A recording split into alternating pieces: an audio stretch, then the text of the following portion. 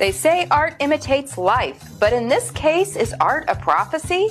Author Ingersoll Lockwood wrote a series of books over 100 years ago about a super rich kid named Barron Trump. There is a book written about Barron Trump, and his dad is the last president of the Republic of the United States. We've laid out the uncanny similarities between Lockwood's books and modern events. But now it's time to look at how people have taken these similarities and spun them into full-blown theories. Some might say it's a stretch. Others? Well, let's just say they believe Lockwood knew a lot more than he let on. One of the most popular and wild conspiracy theories is that Lockwood was a time traveler, or at the very least, had access to some kind of time-bending technology. I know, it sounds crazy, but let's break it down. Time travel has been a recurring theme in fiction, science, and even government projects, if we're to believe certain rumors. I'm looking at you, Montauk Project enthusiasts. The idea here is that Lockwood somehow traveled to the future or accessed future knowledge, which is how he was able to write books that so closely resemble events that wouldn't happen until more than a century later. Now let's be real for a second. Time travel theories are a dime a dozen, and they almost always fall apart under scrutiny. But in this case, the specific details, the names, the political scenarios, the timing, are what keep people coming back for more. And hey, stranger things have happened, right? In a world where quantum mechanics is starting to prove that time might not be as linear as we thought, who's to say that the idea of time travel is completely off the table? Another angle is that Lockwood didn't need to time travel because he was part of an elite group, an Illuminati-type organization with deep ties to secret government projects. This group, the theory goes, was already experimenting with futuristic technology, hidden underground civilizations, and perhaps even manipulating world events from behind the scenes. If this sounds like something out of a Dan Brown novel, well, welcome to the rabbit hole. But think about it. If a secretive group had access to advanced knowledge, whether through technology, ancient wisdom, or something else, Lockwood might have been using his novels as a way to subtly leak information. You know, hiding in plain sight. After all, fiction is often used to cover truths that can't be directly spoken about. Some say it's easier to accept truth when it's wrapped in a layer of fantasy. Was Lockwood trying to warn us? Or was he simply laying out a roadmap for the elite to follow? And then there's the theory about the Trump family itself. Some believe that the Trump family, particularly Donald and Barron, are directly tied to these mysteries. The idea is that Donald Trump, through his family's vast wealth and influence, somehow uncovered Lockwood's books, maybe even as part of some government operation, and used them as a blueprint for his rise to power. Far-fetched? Sure. But in a world where billionaires have more resources than many governments, it's not beyond the realm of possibility. Take this a step further, and some people claim that the Trump family might be directly involved in time travel experiments. I know it sounds like a plot ripped straight from Back to the Future, but conspiracy theorists point to everything from Trump's unusual rise to power to the eerie appearance of his son Barron, who, let's face it, looks like he walked straight out of a Victorian painting. I'm not saying Barron Trump is a time traveler, but, well, some people out there definitely are, and it doesn't stop there. Some believe that the last president and Barron Trump's marvelous underground journey were actually coded messages to future generations, blueprints for understanding the real power dynamics at play. The underground journey in the book? A metaphor for underground bases or hidden societies like those rumored to exist under places like Dulce, New Mexico, or even under the Antarctic ice. And that's just scratching the surface. All the free energy, everything is just past the ice walls of Antarctica. And the reason, and people don't question Antarctica. Yeah. or the ice wall that surrounds everything. Why did all of our countries as explorers go there and all of a sudden like, yeah, nope, no one's allowed here anymore? Why does the military come after you if you're going? That makes zero sense. If you're getting close to the ice walls, that military comes after you. 0 sense. What are you hiding past the ice walls of Antarctica? It makes no sense at all. There are theories that connect this all to Nikola Tesla, who, as some of you might know, was reported to be working on time-related experiments. Tesla and Trump are linked by a very curious connection. After Tesla's death, the FBI seized many of his papers, and those documents were reportedly reviewed by none other than John G. Trump, Donald Trump's uncle. According to the conspiracy, John Trump had access to Tesla's secrets and passed that knowledge down through the family, leading to where we are today. Yeah, I told you, this rabbit hole goes deep. But whether you buy into this theory or not, you can't deny that the Trump-Tesla connection is a curious one. Did Tesla's knowledge influence the events we see playing out now? Or is it all just a string of coincidences? And let's not forget the deeper layers of government secrecy that tie into all of this. Hidden programs, black budget projects, and yes, even time-bending experiments have long been rumored to exist within the halls of power. Some say that Lockwood was privy to this knowledge and that his books were simply a way of passing along forbidden information to those who could decode it. Is any of this real? That's for you to decide. But what we do know is that people have been obsessed with these theories for years, and the more you dig, the more connections you start to see, whether they're real or not. So, was Ingersoll Lockwood simply a man ahead of his time, or was he a cog in a much larger, far-reaching conspiracy? Was he privy to secrets that have yet to be fully uncovered? Time travel, hidden government agendas, and secret societies. It sounds far-fetched, but when you look at the patterns, you start to wonder how much of it could be true. History has shown us time and time again that truth is often stranger than fiction. Secret government projects, political cover-ups, and mysterious figures pulling the strings from behind the scenes. That's not just conspiracy talk. We've seen it happen in real life, and it's often those who are willing to ask the tough questions that uncover the truth. So, while some of these theories may seem outlandish, they serve as a reminder that we should always be asking questions, always be curious, and always be digging deeper. Ingersoll Lockwood, who was born in August 1841 and died in September 1918, was an American lawyer and writer. He wrote children's novels, including the Baron Trump novels in 1889 and 1893, as well as the dystopian novel 1900 or The Last President in 1896. He also wrote a play and several nonfiction works. He wrote some of his nonfiction under the pseudonym Irwin Longman. He came into the public consciousness recently due to a thread on 4chan describing his similarities to the Trump family. Lockwood was born in Ossining, New York, the son of Munson Ingersoll and Sarah Lewis Lockwood. Munson Lockwood, like his two older brothers, Ralph and Albert, was a lawyer. However, Munson primarily achieved prominence during his military service and civic activism. He was a general in the New York State Militia and commandant of its 7th Brigade. Scenes of New York militias featured strongly in his son's book 1900 or The Last President. A great admirer of the Hungarian statesman and freedom fighter Lajos Kossuth, Manson actively raised funds for him in New York.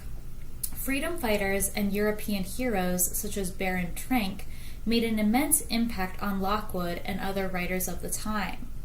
Austrian guerrilla leader in the 1700s, skilled at hit-and-run attacks, Baron Franz von der Treck was listed as one of Tom Sawyer's heroes by Mark Twain. He was also highly thought of by Ingersoll Lockwood. Trenck's mummified remains can presently be seen on display in the crypt of Brno's Capuchin Monastery.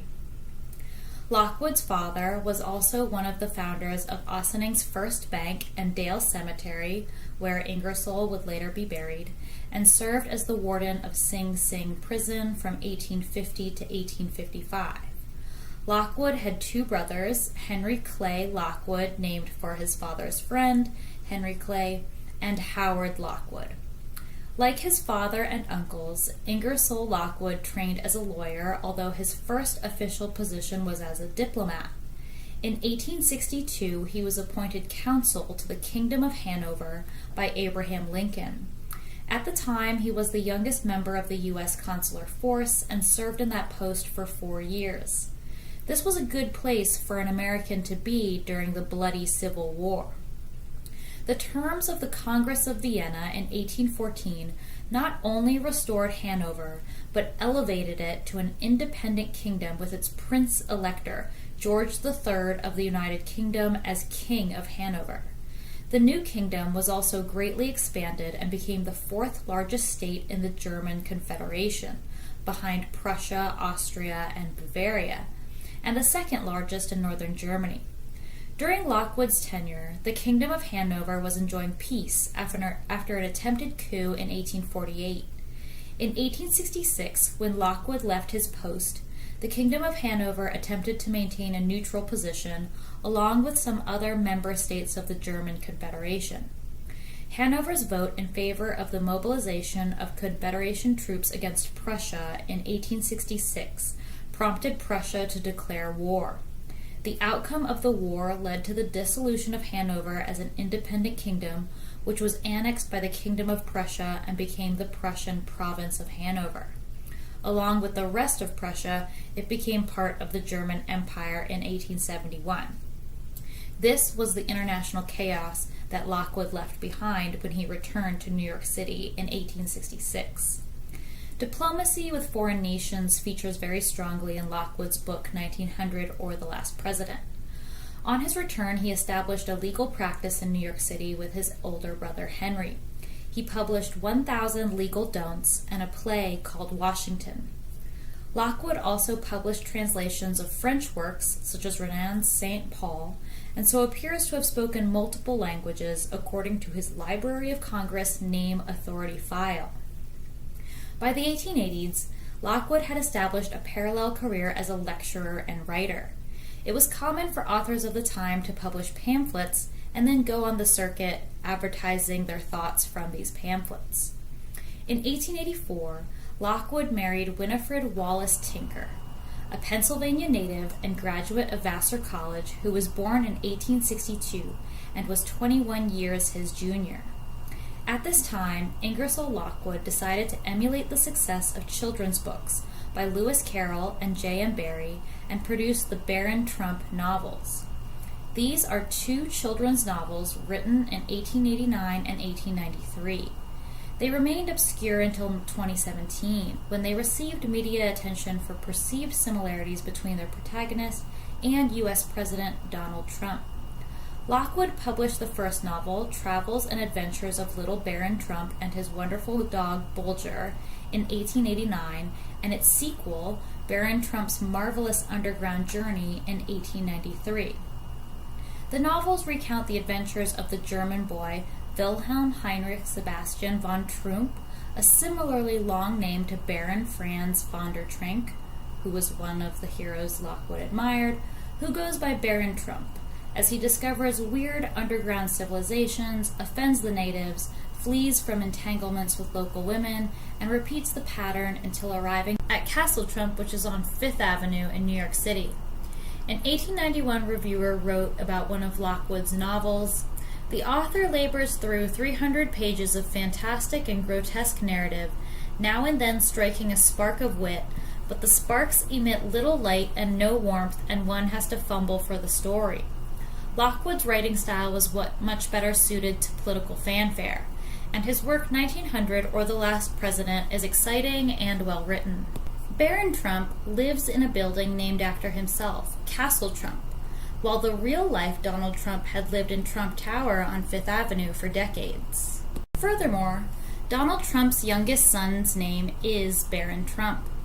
The Trump family immigrated to the United States from Germany in the 1890s and started speculating in real estate in Seattle in 1891.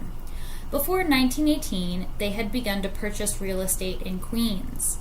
The last name Trump would not have been an uncommon one for Longwood to use, and the first name Barron harks back to respected Austrian hero Baron Trenck, which Longwood would have known due to his tenure as ambassador to a German kingdom. Lockwood and his wife Winifred were divorced in 1892. That same year, she married Edward Rodolph Jones, a lawyer by profession and a litterateur by avocation. He was described in current literature as Winifred's kind and most sympathetic literary advisor because she intended to be an authoress. Jones was also another diplomat. During President Cleveland's administration, he was selected as counsel for Venezuela in their boundary dispute with Great Britain. This boundary dispute resulted in a 5-judge panel to decide any issues. This was a good time to be a diplomat and paved the way for American globalism. According to the United States State Department, in 1895, invoking the Monroe Doctrine, newly appointed Secretary of State Richard Olney sent a strongly worded note to British Prime Minister and Foreign Secretary Lord Salisbury, demanding that the British submit the Venezuelan boundary dispute over Guyana to arbitration. Salisbury's response was that the Monroe Doctrine had no validity as international law. The United States found that response unacceptable, and in December 1895, President Grover Cleveland asked Congress for authorization to appoint a boundary commission, proposing that the commission's findings be enforced by every means. Congress passed the measure unanimously, and talk of war with Great Britain began to circulate in the American press. Great Britain, under pressure in South Africa with the Boers, and managing an empire that spanned the globe, could ill afford another conflict. Lord Salisbury's government submitted the dispute to the American Boundary Commission, established by Jones, a novel move in democracy, and said nothing else of the Monroe Doctrine. Venezuela enthusiastically submitted to the peaceful arbitration process, certain that the commission would decide in its favor. However, when the commission finally rendered a decision in 1899, it directed that the border follow the Schomburg Line. Although a rejection of Great Britain's increasingly extravagant claims, the ruling preserved the 1835 demarcation. Disappointed, the Venezuelans quietly ratified the commission's finding anyway. Of far greater significance, the Anglo-Venezuelan boundary dispute incident asserted for the first time a more outward-looking American foreign policy, determined it could make change without firing a single bullet, particularly in the Western Hemisphere. Internationally, the incident marked the United States as a world power determined to get what it wanted by threats, and gave notice that under the Monroe Doctrine it would exercise its claimed prerogatives in the Western Hemisphere in the name of globalism. Jones was born in Whitesboro, Oneida County, New York in 1852, and was 10 years older than his second wife, Winifred. He was educated at Yale University, where he was an admitted member of the Skull and Bones Society, and afterwards at the Columbia College Law School. He became a prominent attorney in New York City and acknowledged in his American Numismatic Membership petition that he knew many prominent men. In 1885, he obtained the injunction, which held the quotations of the stock exchange for his clients, the Consolidated Exchange, and under which the Consolidated Exchange built up its business in stocks, legitimizing backdoor deals. Apart from legal matters, Mr. Jones aided the development of many business enterprises, being the first to invest money in and to open the coal mines of Central Texas and the graphite quarries of New Jersey. Mr. Jones devoted considerable time to literature and published a book of verse entitled Briefs by a Barrister and The History of Southampton, Long Island, detailing his family connections on Long Island, as well as a pamphlet, Circumstantial Evidence of a Future State, besides other pamphlets and articles. Pamphlets were a good way for authors to tour the circuit speaking about their ideas. He is one of the original 250 members of the University Club and also a member of St. Nicholas, Old Law, and Titans Clubs, and of the American Geographical Society and American Archaeological Society. Club life was an important part of Western civilization in the 1800s and 1900s, as men could combine their ideas on society, politics, and culture.